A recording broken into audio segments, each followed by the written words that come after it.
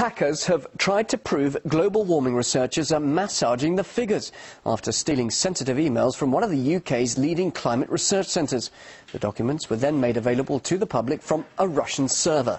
Well, for more details, let's now cross live to Yegor Piskunov. Yegor, how damaging then are these emails?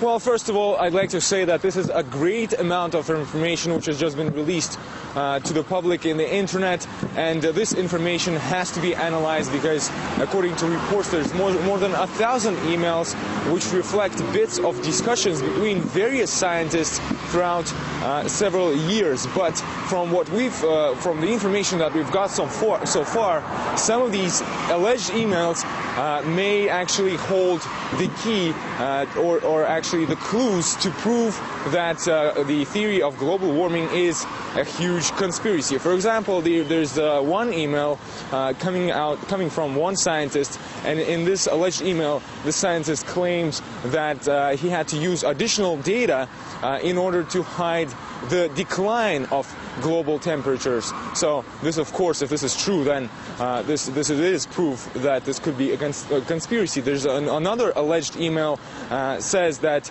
there has been manipulation of data, and that this data may not be actually adequate in the scales of global warming because some studies, according to this alleged email, have been done just in several parts of the world, but not in the whole world, so they do not reflect the whole picture. So, like I said, there's a lot of information which has to be analyzed now, and especially that there's these claims that this university's website was attacked by Russian hackers because these emails first emerged on a Russian FTP site. All of this is yet to be proved and determined, and has now become a subject of a big investigation. So then how are critics against the theory behind global warming now seizing on this?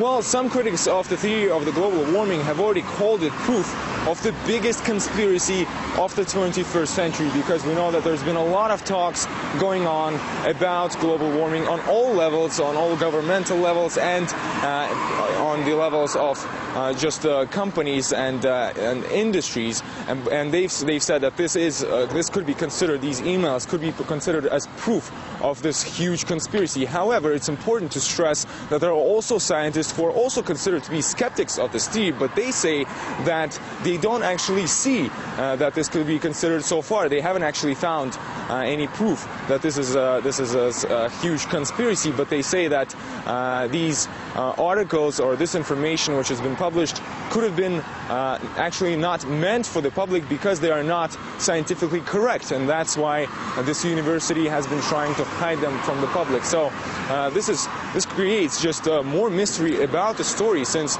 even the skeptics are not sure that this can be considered real proof of any conspiracy. But it does look possible that those emails have been written by British scientists. So what about those scientists?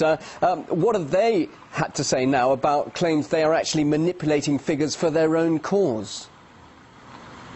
Well, the university itself has confirmed that its website was attacked by hackers, although it did not specify which of these emails actually were authentic and which could have been falsified, and whether they were actually in fact falsified.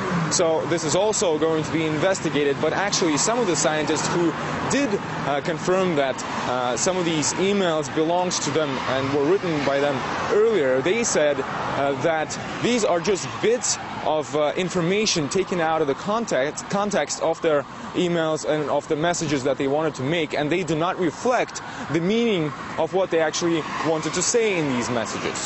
All right, we'll leave it there for the moment. Thanks very much. Yegor Piskunov for an update there on